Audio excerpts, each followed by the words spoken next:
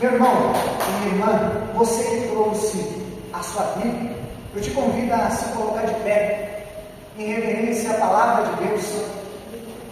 E nós já vamos entrar na palavra, a palavra revelada dessa noite. É muito conhecido este enredo. Está em Atos, capítulo 16, no verso 16. A história de Paulo e Silas. Quando chegar em Filipos, Atos 16, 16. Aleluia, Glórias a Deus. Louvado seja Deus. Diz assim: e aconteceu que, indo nós à oração, nos saiu ao encontro uma jovem, que tinha um espírito de adivinhação, a qual, adivinhando, dava grande lucro aos seus senhores. Esta, seguindo a Paulo e a nós, clamava, dizendo: estes homens que nos anunciam o caminho da salvação são servos do Deus Altíssimo. E isto fez ela por muitos dias. Mas Paulo, perturbado, voltou-se e disse ao Espírito: em nome de Jesus Cristo, te mando que saia dela. E na mesma hora saiu. E vendo os seus senhores que a esperança do seu lucro estava perdida, prenderam Paulo e Silas e os levaram à praça, à presença dos magistrados. E apresentando os magistrados, disseram: estes homens, sendo judeus, perturbam a nossa cidade e nos expõem costume que não nos é lícito receber nem praticar, visto que somos romanos. E a multidão se levantou unida contra eles. Então os magistrados, rasgando-lhes as vestes, mandaram açoitá-los com varas. E havendo-lhes dado muitos açoites, os lançaram na prisão, mandando o carcereiro que os guardasse com segurança, o qual, tendo recebido da ordem, o lançou no cárcere interior e lhes prendeu os pés no tronco. E perto da meia-noite, Paulo e Silas oravam e cantavam hinos a Deus. E os outros presos os escutavam. E de repente sobreveio um tão grande terremoto que os alicerces do cárcere se moveram e logo se abriram todas as portas e foram soltas as prisões de todos. Então, acordando o carcereiro e vendo abertas as portas da prisão, tirou a espada e quis matar-se, cuidando que os presos já tinham fugido. Mas Paulo clamou com grande voz, dizendo: não te faças nenhum mal, que todos aqui estamos. E pedindo luz, soltou dentro, e todo trêmulo se prostrou ante Paulo e Silas. E tirando-os para fora, disse: senhores, que é necessário que eu faça para me salvar? E eles disseram: crê no Senhor Jesus Cristo e serás salvo, tu e a tua casa. E lhes pregaram a palavra do Senhor e todos os que estavam na sua casa. E tomando-os ele consigo naquela mesma hora da noite, lavou-lhe os vergões e logo foi batizado, ele e todos os seus. Somente até aqui, meus irmãos, podem se assentar e glorificar a Deus com palmas bem alegres.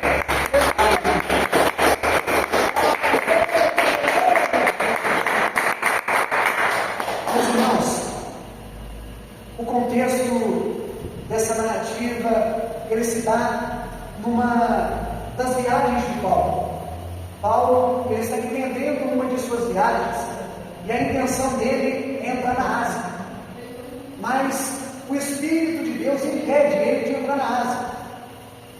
E ele, no momento, ele está em Troade, uma cidade portuária.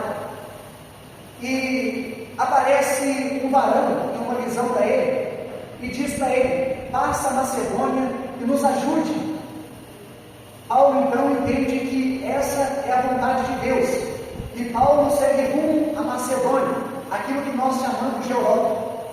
E Paulo chega então em Filipos, uma cidade que era uma colônia romana, ou seja, ela tinha apesar de ter uma política individual, ela tinha a política de Roma, os costumes de Roma, a moeda de Roma, ela tinha algumas características de Roma, ou seja, ela era uma pequena Roma. Aposentados do exército, pessoas que serviram ao exército, muitos deles viviam nessa região. Então Paulo chega lá e ele procura uma reunião de oração. Ele fica sabendo então de uma reunião que acontecia na beira do rio. E Paulo então vai para lá. E lá ele prega a palavra de Deus. E Lídia, uma vendedora de púrpura, que era temente a Deus, ela abre o coração para Deus e ali é batizada. E talvez você pense que qual é a diferença de temente e servo ou um já denominado cristão. Nessa época, aqueles que eram tenentes, eles eram pessoas gentias que gostavam dos costumes judeus, eles gostavam da conduta dos judeus, do modo que eles serviam a Deus, que comemoravam algumas datas. É como nos dias de hoje, muitas pessoas elas gostam dos costumes dos cristãos, elas comemoram algumas datas, mas não servem de coração aberto a Cristo. Então Lídia, ela era um exemplo claro disso. Ela era temente a Deus, acontecia ali reunião de oração, mas ela ainda não tinha o coração aberto para Deus. E numa das pregações de Paulo, ela abre o coração e é batizada. Aleluia, Jesus. E Paulo, em um desses dias, a caminho dessas reuniões de oração, que acontecia sempre, saiu ao encontro dele uma jovem possessa, um espírito demoníaco, um espírito de adivinhação, que direto lhe dizia: estes homens são servos de Deus e anunciam o caminho da salvação. Ela não estava mentindo, eles eram o de Deus, eles anunciaram o caminho da salvação. Mas Deus, ele não precisa de testemunho de demônio. Então ela repetiu isso por muitos dias.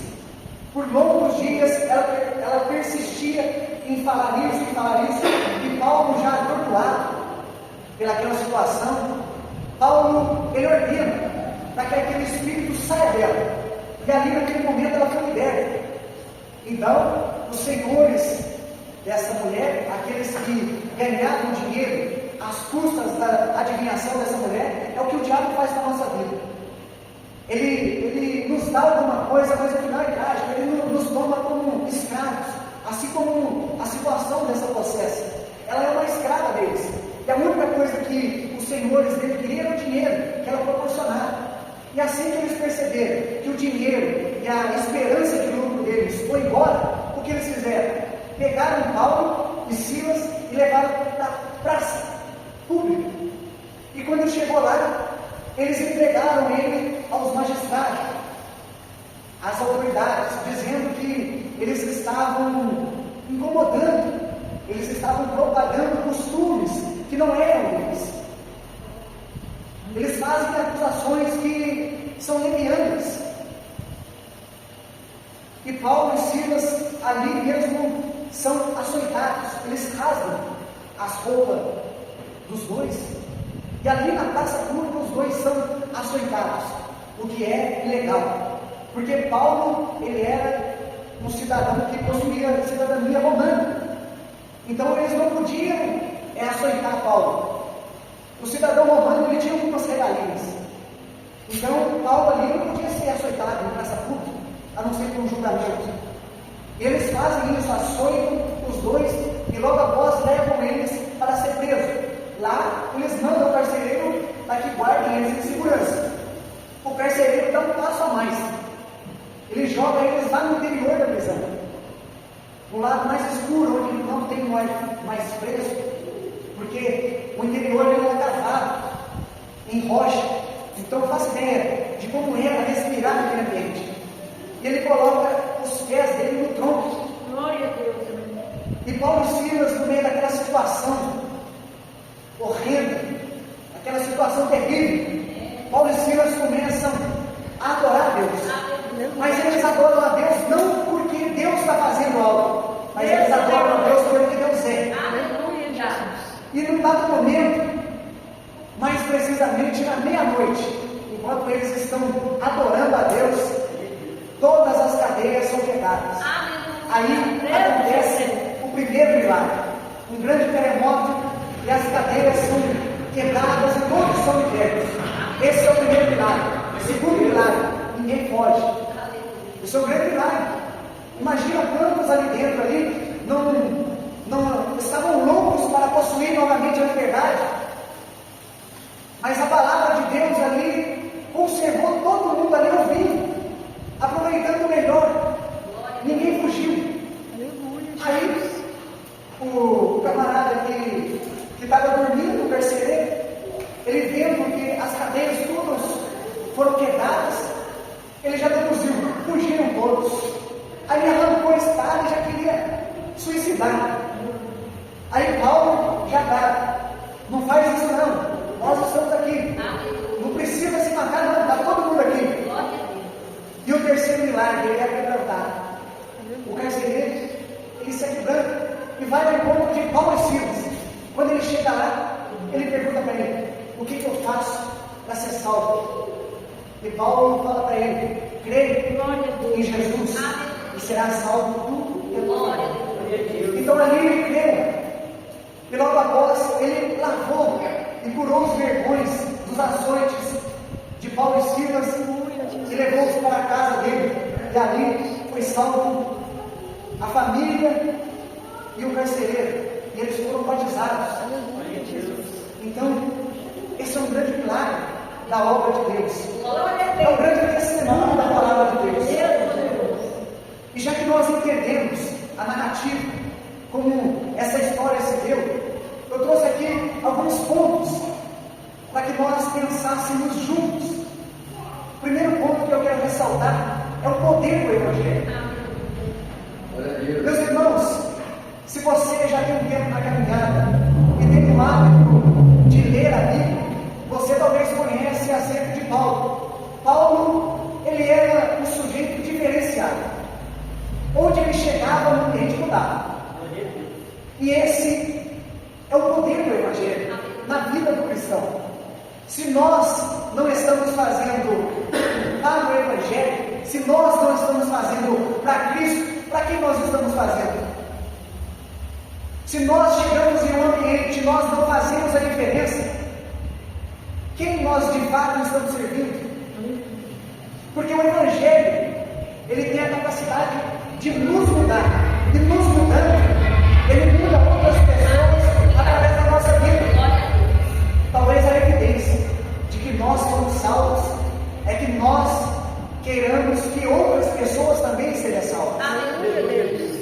Muitos falam aí, por que é que você fica pegando na rua? Por que é que você quer pregar para todo mundo? Fala, crente tem um problema, não pode vir ninguém que quer pregar. Essa é a evidência de quem é salvo. Aleluia. Crente salvo e quer que outras pessoas também sejam salvas. Agora, como é que eu vou querer algo na vida de uma pessoa que eu não tenho na minha? Eu não tenho experiência nenhuma com isso e vou proporcionar algo na vida de alguém? Impossível. Mas é por isso que muitos crentes hoje têm força para pregar o Evangelho na rua. É porque eles já receberam a salvação. E eles dizem, isso não pode ficar só comigo, não é muito bom. As pessoas precisam saber disso. Então, a partir de agora, aonde eu estar, as coisas vão mudar. As conversas paralelas vão acabar. Eu vou dar testemunho e testificar de Jesus. Eu vou falar da palavra de Deus. Mas aonde eu chegar, o ambiente tem que mudar. Porque não adianta a gente ser ovelhinha de dentro e porco lá fora, não. Ou é ovelha ou é porco. Porque tem um evangelho aí que só fica maciando a carne de todo mundo e faz as ovelhinhas ficar rolando na lama feito porco. Hein? Ovelhas têm hábito de ovelha. Porco tem hábito de porco. Então não adianta, ou é ovelha ou é porco. Nós temos que servir verdadeiramente a Jesus. Então, aonde nós chegarmos, o ambiente vai mudar. E aqui aconteceu isso com Paulo. Ele chegou no ambiente e já começou a mudar. A partir dali, o Evangelho começou a ser pregado Então, nós temos que fazer a diferença. Esse é o primeiro ponto. Segundo ponto, o Evangelho desmascara o diabo. Aleluia. Não tem como nós dizermos que uma igreja que serve a Deus piedosamente, ela tem, como eu vejo muito na internet, alguns camaradas que ficam batendo batuque de umbanda, de macumba dentro da igreja, rodopiando para cá, rodopiando para lá. Não, essa igreja não tem nada disso. Porque o Evangelho tem o poder de desmascarar o diabo. E se ele está passando pano, é porque não é o Evangelho de Cristo.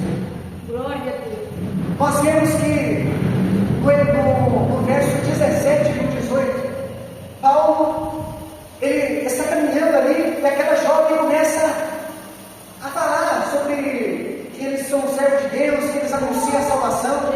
Ela não está mentindo. Mas Deus, Ele não precisa de testemunho do diabo para se promover. Não precisa, a palavra de Deus não precisa disso. Então Paulo, ele fala, eu não preciso de elogio do diabo, sai dela. A igreja não precisa de testemunho, de feiticeiro, de macumbeiro para se manter em pé, não. Nós temos um Deus forte. Nós temos que permanecer na presença de Deus. E Deus dá o livramento. Agora nós temos que saber a quem verdadeiramente nós estamos servindo. Porque o Evangelho ele muda. E se nós tivermos esse poder de saber o que está acontecendo, a igreja vai mudar. Tem muito crente com espírito de adivinhação e achando que está revelando. Toma cuidado com a revelação. É muito crente com espírito de adivinhação e a igreja aplaude. Nós temos que zelar pelo discernimento disso. Porque Deus, Ele muda a nossa vida. E se Ele derramar a unção dele sobre nós vamos saber quem é que está em cima do altar. Nós vamos saber quem é que está entregando revelação, quem é que está entregando a palavra. Porque eu disse uma vez, e repito, é melhor um altar vazio do que um homem vazio em cima do altar. E isso é fato. Não adianta a gente ficar romantizando, é porque foi criado na igreja, é filho de pastor, é isso, é aquilo. Não. O reino de Deus a gente não entra por procuração. É porque é parente de tal, de fulano, não. A salvação individual. Então nós temos que servir a Deus e dar o nosso melhor para Ele.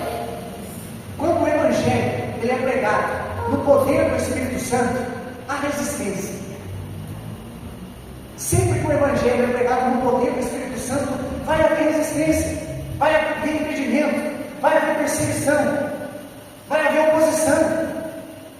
Quando o Evangelho é pregado no poder do Espírito Santo, é onde começam as oposições.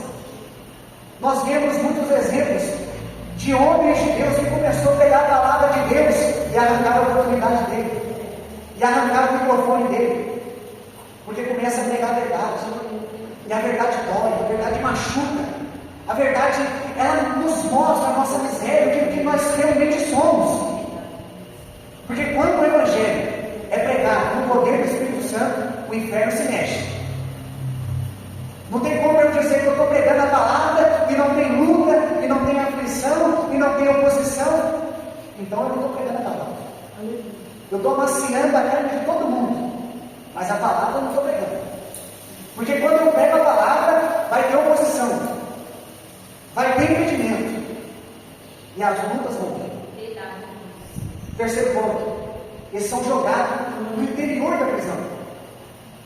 O carcereiro ali, ele foi além do que ele deveria fazer. O interior da prisão, como eu comecei dizendo, existia a parte exterior, a parte de fora, era onde existiam as grades, um pouco mais de ar fresco, um pouco mais de luz, e existia o interior da prisão, que era onde era cavado, realmente no meio das pedras. E faça ideia como o ar era ali dentro, com aqueles tantos de preso, e um só ar ali dentro, naquele escuro, naquela umidade, sem conseguir respirar, no meio daquele mofo, com os pés no tronco. E eles são jogados lá dentro. E eu queria ressaltar isso, porque nós, muitas das vezes, somos crentes muito sem vergonha. Porque às vezes nós temos tanta facilidade facilidade de servir a Deus da melhor maneira e não servimos, de entregar o melhor para Deus e não entregamos, de fazer a obra como tem que ser feita e não fazemos.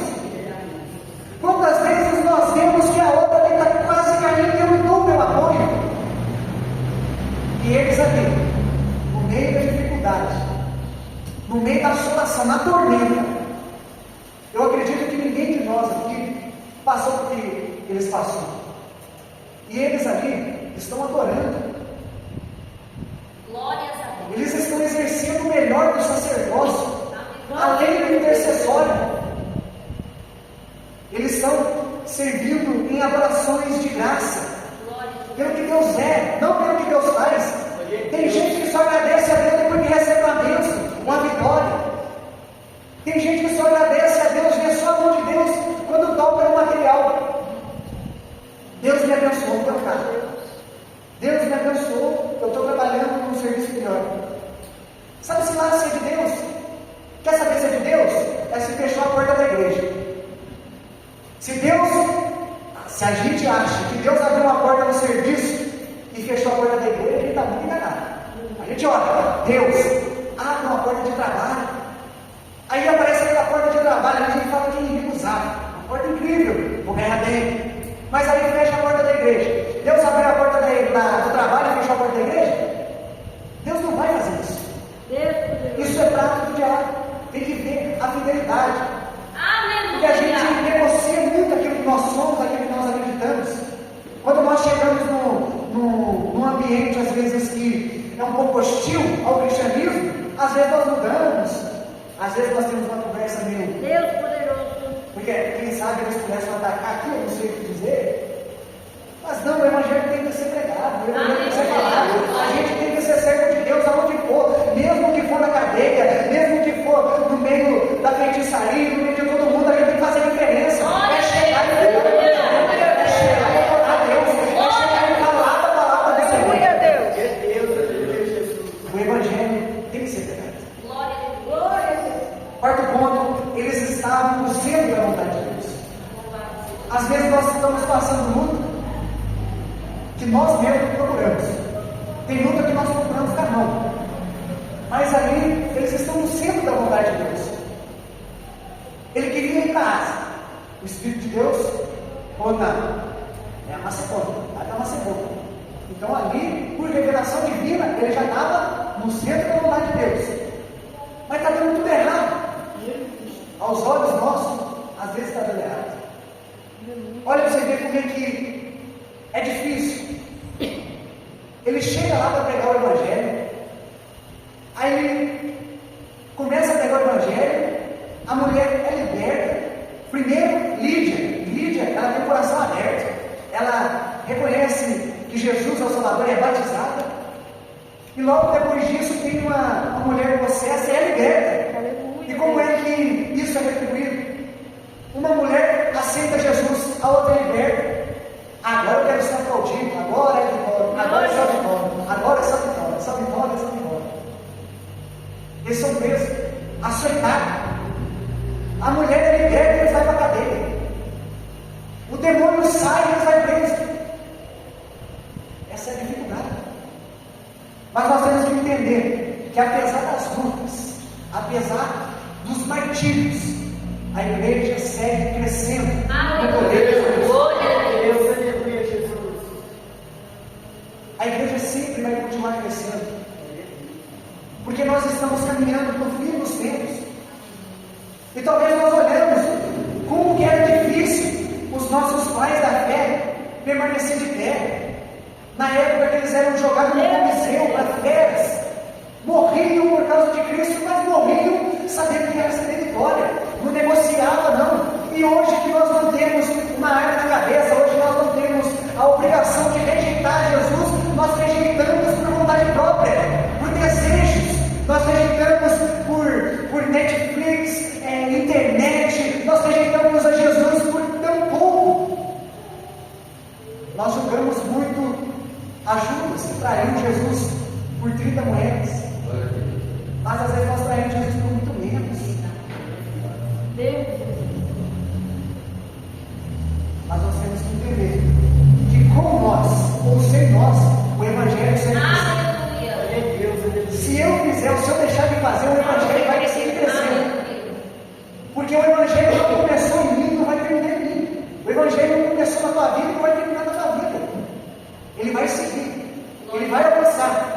Enquanto as profecias não se cumprirem, não vai acabar de ser pregado o Evangelho, a palavra vai continuar avançando.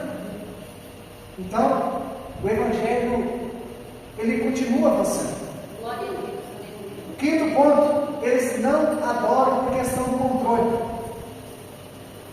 Aqui é fato. Eles estão ali na prisão. Está tudo fora do controle. Eles já perderam totalmente esse viver.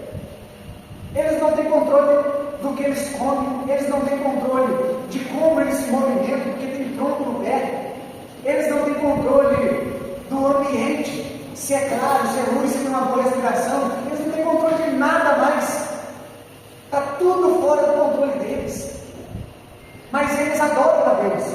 Não porque eles estão no controle, mas porque sabem que Deus está no controle. Eles sabem que Deus, Ele está no controle de toda a situação. E que Deus, Ele reina sobre tudo e sobre todos. Que não há nenhuma situação que Deus não possa intervir. Que Deus, Ele preside sobre as dificuldades da nossa vida. E eles ali então adoram a Deus. Porque Deus, Ele tem um propósito. Se Deus está permitindo essa situação, é porque Ele tem um propósito. Deus só mudou o campo. Só mudou o campo missionário. Se eu sou pregador em cima do altar, eu vou ser pregador na igreja agora, lá na cadeia agora. Só mudou o campo. Se eu sirvo bem aqui, eu tenho que servir bem lá fora. Às vezes nós estamos num momento de dificuldade. Mas nós temos que entender, Deus só mudou o campo. O que é que Ele quer que eu faça aqui agora? E nós vamos entender na última lição o que é que Deus queria fazer com essa tremenda dificuldade deles.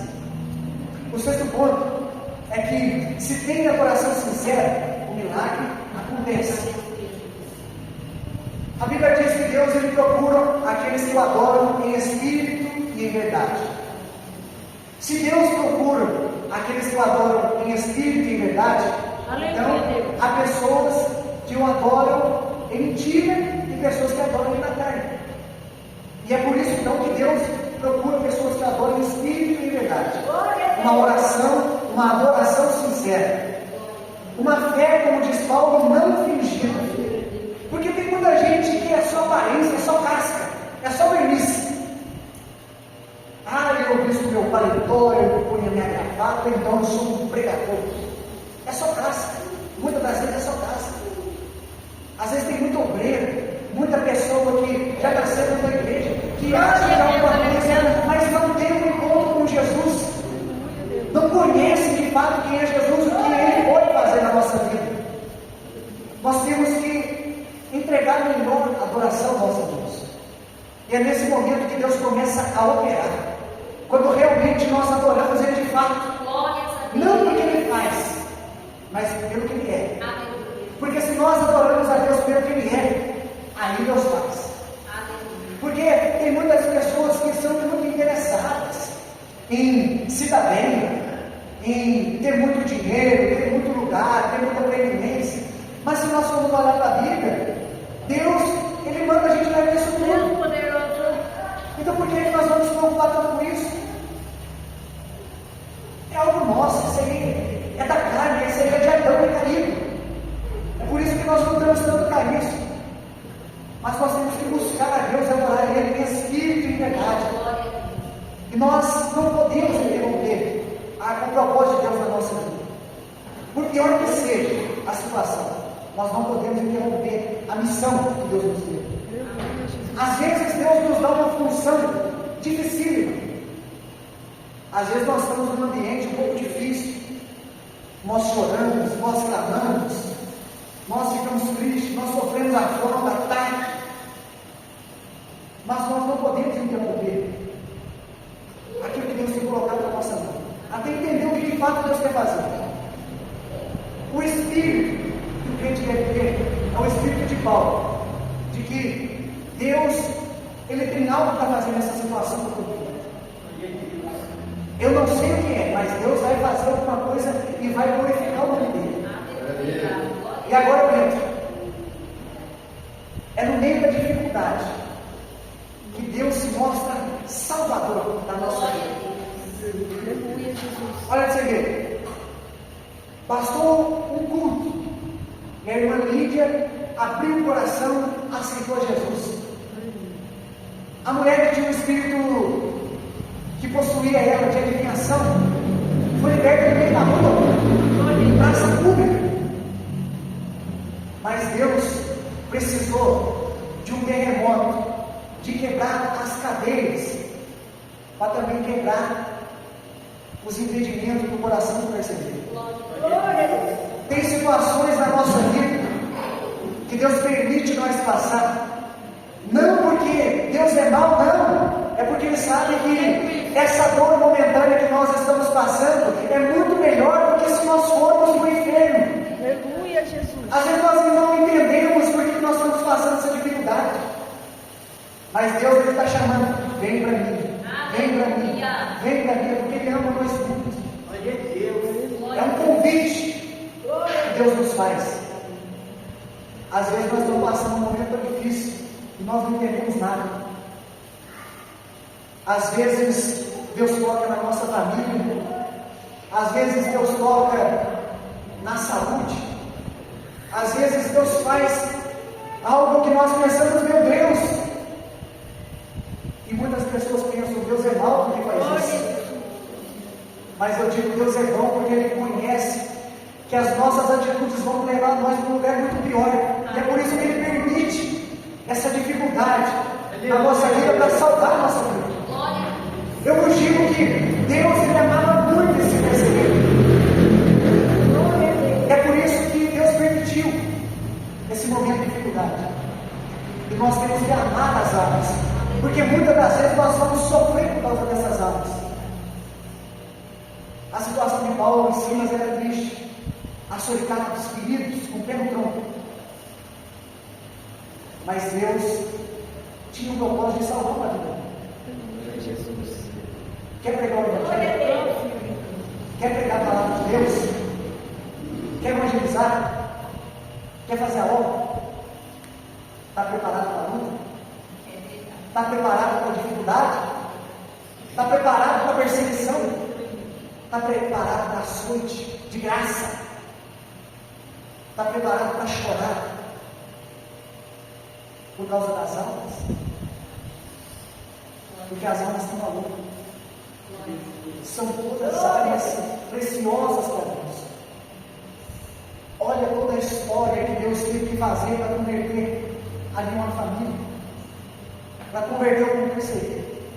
Olha todo o enredo que Deus teve que trabalhar. Paulo sofreu, Silas sofreu, foi açoitado. Mas uma coisa mudou totalmente a realidade. Paulo e Silas, eles são um exemplo. E nós temos que ser como eles. Eles estão ali açoitados e feridos. O pé deles está no trono, mas o coração deles está no trono. E é por isso que houve salvação. É por isso que Deus salvou as vidas naquele lugar.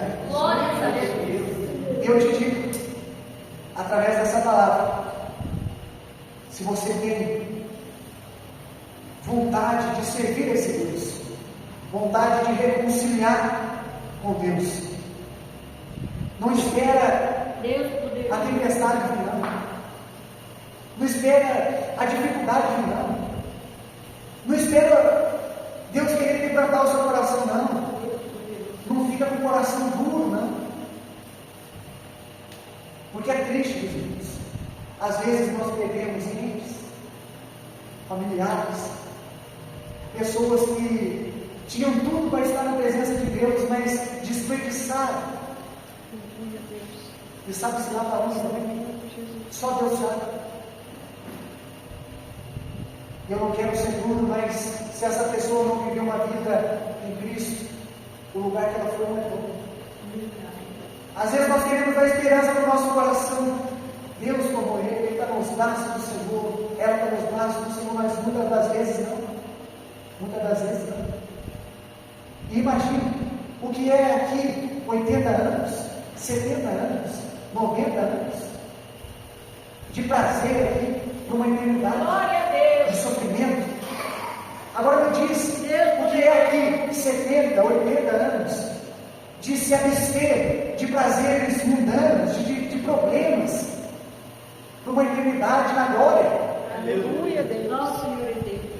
Existe um termo que chama aposta de Pascoal, que consiste em: se eu ganhar, eu ganho tudo, mas se eu perder, eu não perco nada.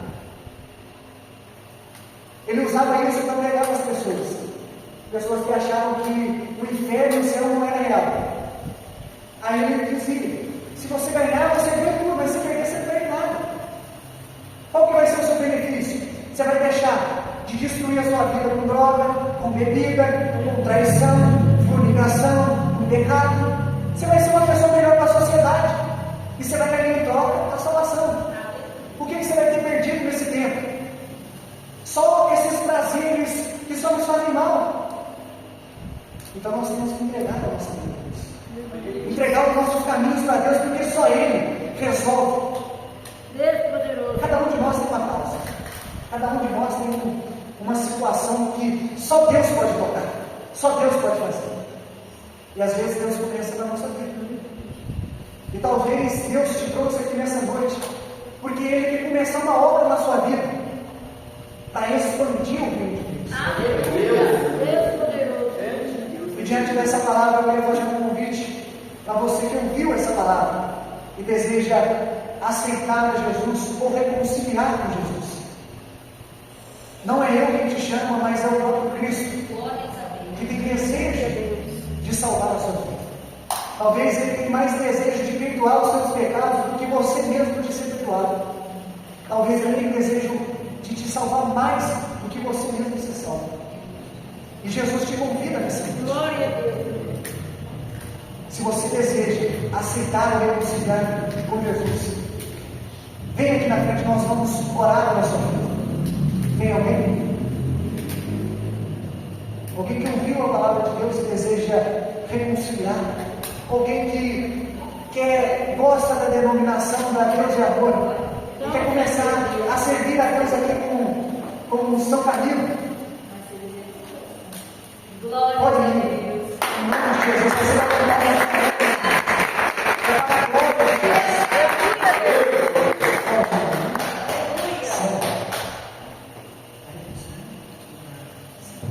A segunda de Deus. A irmã Selma vai estar